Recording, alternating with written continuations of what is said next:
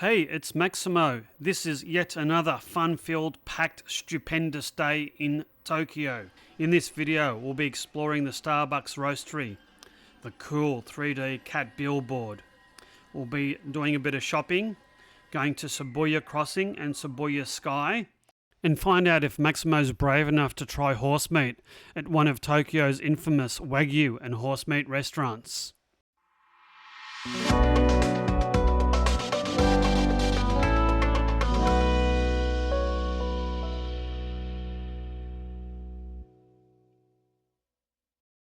It was our third day in Tokyo, and what better start to the morning than to go and have a coffee. It was a very special coffee. We went to the Starbucks Reserve Roastery in Tokyo. It was a short trip away from our hotel in Ginza to Shibuya. There's only 6 of these roasteries in the world. The first one that opened in Seattle. There's one in Shanghai, Milan, New York, this one in Tokyo, and Chicago. There's only a few of these roasteries around because they tend to specialise in rare and small batch coffees and do the whole sort of roasting and blending process themselves. This roastery was almost like a coffee-inspired mini theme park. We actually got to see a batch of coffee being roasted and then emptied from the roasting machine, spread out to cool a bit in the spreader, and then all the coffee beans were sucked up by vacuum into different storage and distribution containers. The whole area was quite huge. It covered 4 stories, and it had a little bit of an industrial and machine-like feel about it, with heaps of natural light, with a very big open central space that was filled with all sorts of machines and vacuum tubes and whatnot. The roastery was located beside one of Tokyo's many little rivers, and it offered a couple of levels of outdoor seating. There was hardly anyone outside because it was way too hot and too humid to enjoy a coffee. It was fairly packed inside over the 4 different levels of the facility. You were able to order your favourite coffee and also get a bite to eat. There was quite a lot of seats, and it was a really nice, light-filled, youthful vibe about the place.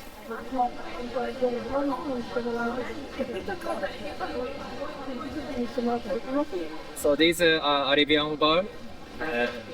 We have these are alcohol actually, and then we have coffee. Yeah, it's the same as the first floor coffee, and then we have a no alcohol cocktail. Yes. Okay. Ice latte. Yeah. Yes, here latte and ice. Yeah. Okay. Nice. Okay. Arigato.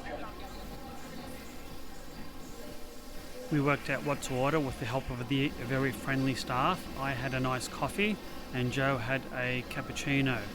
I think we both had the special Tokyo blend of coffee, and it was very, very nice indeed.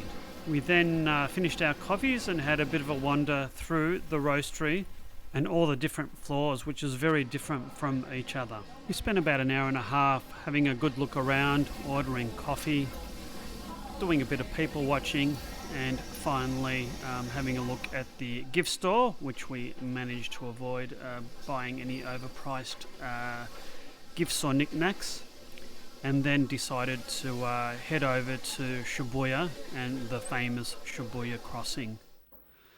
Along the way, we passed many different interesting and unique stores, shop fronts, cafes and streets. It's really hard to get bored anywhere in Tokyo because everywhere you look it's a unique and rich cultural experience. We walked 20 minutes or so to Shibuya Station and caught the train for a few stops to Shinjuku Station. This allowed us to get out at the east exit and check out the 3D Cat Billboard that was just across the road from the train station.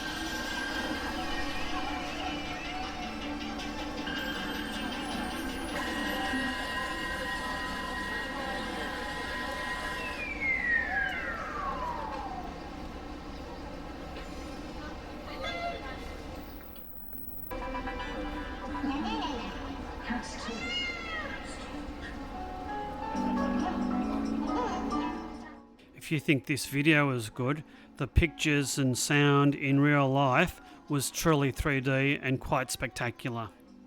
The heat and humidity got to us, so we beat a hasty retreat to our next stop, which was Omoide Yokocho, which is hard to pronounce, which is a short couple of minute walk away. And no, we didn't cross the railway tracks. We went underneath the railway tracks on a pedestrian crossing. It was still morning by the time that we got to this area, and as a result, most of the eateries, cafes and other establishments weren't open, as you can see. So it was a little bit disappointing we weren't able to experience the full sights and smells and sounds of this particular area. The skies were particularly foreboding, and they did open up shortly after I filmed this. We sought shelter as best we can and ended up in a Don Quixote store while the heavens really and truly opened up. I'd urge all of you to go into a Don Quixote store. Its sights, sounds, colours, the crowded aisles, the sheer range of different items that you can get there is just absolutely mind-blowing. It's basically an assault on all your senses. If it's one thing you need to do, go to a Don Quixote store. いらっしゃいませ。いらっしゃいませ。本日もご来店いただきまして誠にありがとうございます。ご覧になりたい商品がございましたら、お気軽にスタッフまでお声掛けください。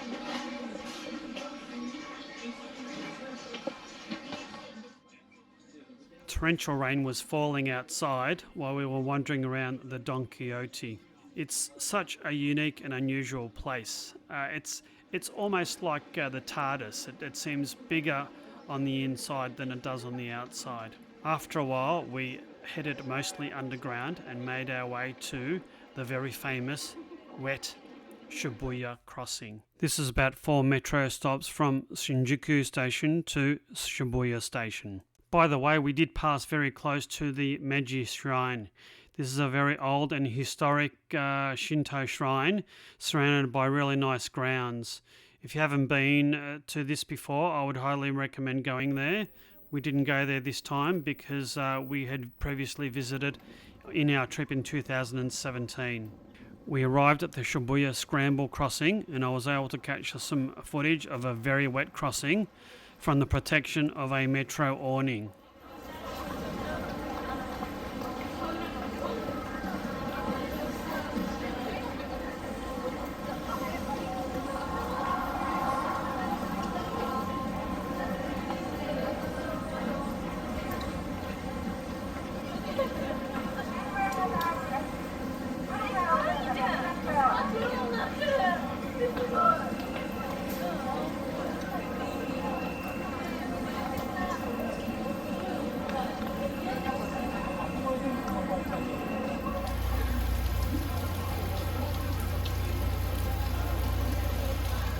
It was very wet, and it did curtail our activities in the area a fair bit, unfortunately. We did make a brief stop when it wasn't raining and visited the famous Hachiko statue.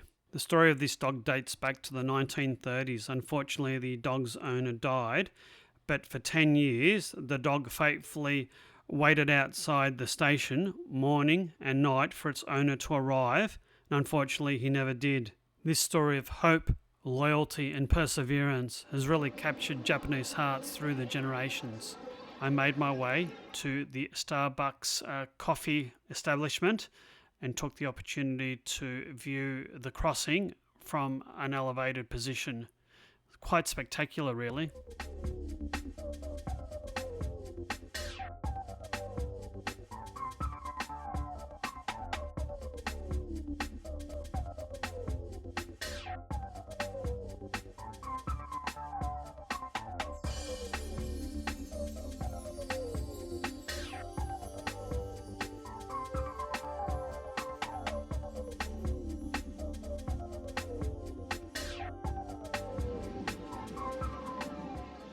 Our next stop was Shibuya Sky, which is the building at the middle of the picture.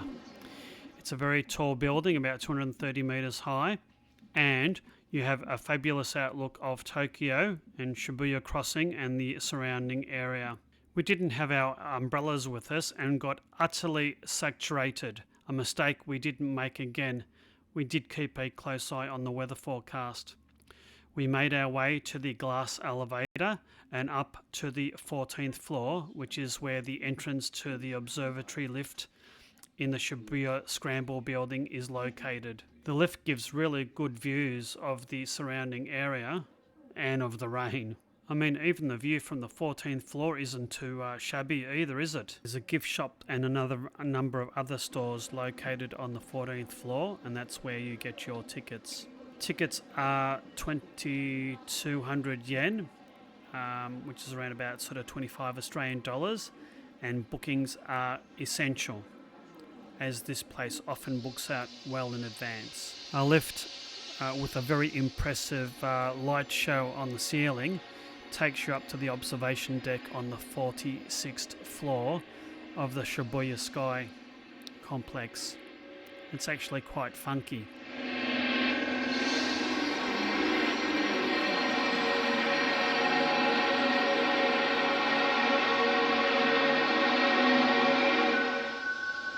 You get out of the lift and then you're confronted with a dark hallway with very weird mood lighting. It's somewhat scary. Joe wasn't a fan at all. You emerge from the darkened hallway into some sort of modern art installation. I'm quite left-brained and fairly analytical and logical, and I just don't really get modern art at all. I really don't know what this was about. Anyway, we moved on.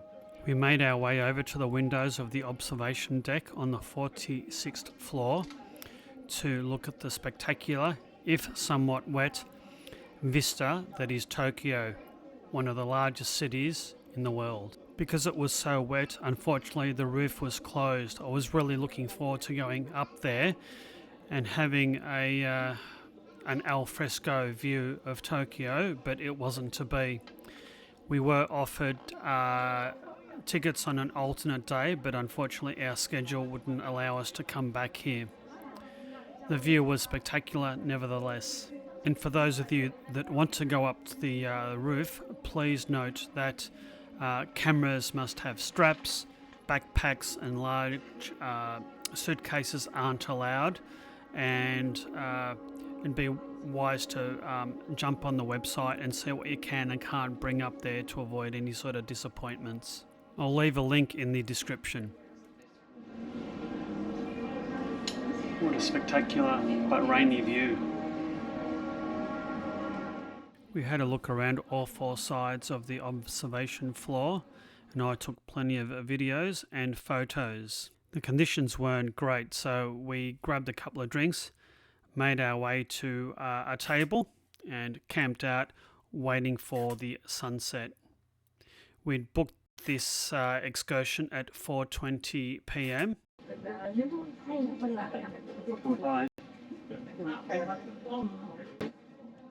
We'd picked this time to come here so we could have a really good look around the observation area, go up to the roof and then settle down for the sunset, which was scheduled to occur at about 5:45 that evening.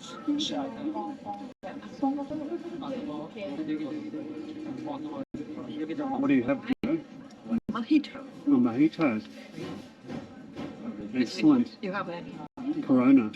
It's very Japanese. Yes, very. So while we had a couple of drinks, I set my GoPro up for a time lapse of sunset, and here it is.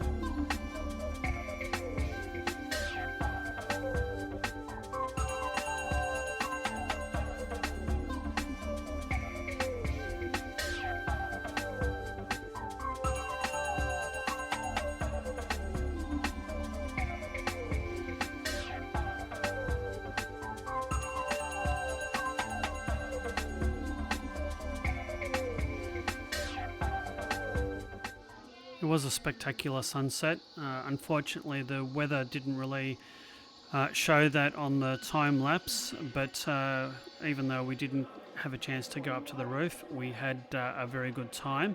We headed back to our hotel in a very, very packed train and quite unique and interesting stations. We got back to the hotel. Jo was pretty exhausted, so she was happy just to have a couple of tidbits from the local family mart. And I headed over to Basai, Ginza, Honten. Alright, I have a Japanese draft beer. Kanpai.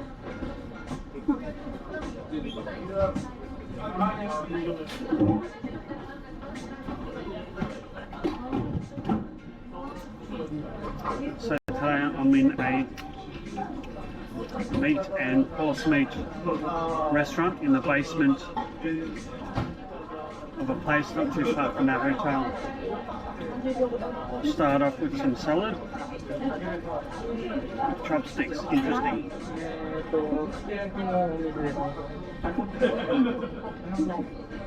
Very nice.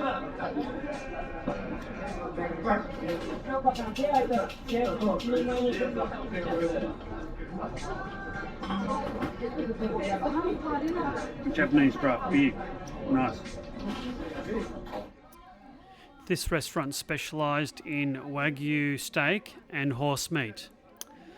Now folks, I wasn't brave enough to try the horse meat, but I did try what I thought was some reasonably priced Wagyu, and I decided to have it in a shabu.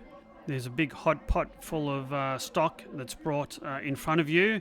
You throw in heaps of veggies and your meat, cook it up until it's a good texture, and then you have it in a raw egg in a bowl. Interesting, huh? Thank you. 3-4 minutes. Thank you. So that is the meat that I'm going to put in.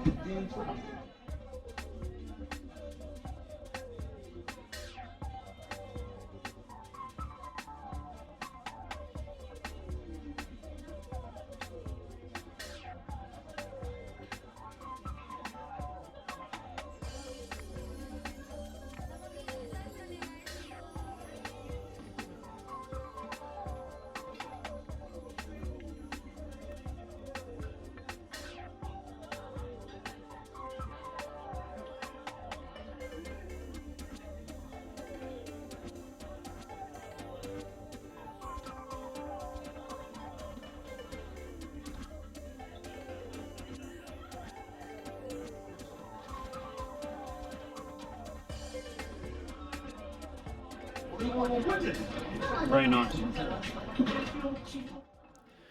The food was very, very nice. However, this was my most expensive meal in the whole of Japan. It cost 12,608 yen, or approximately 136 Australian dollars. Quite expensive for one person, don't you think? But, well, I got my meat fix for the week. I do hope you've liked this video.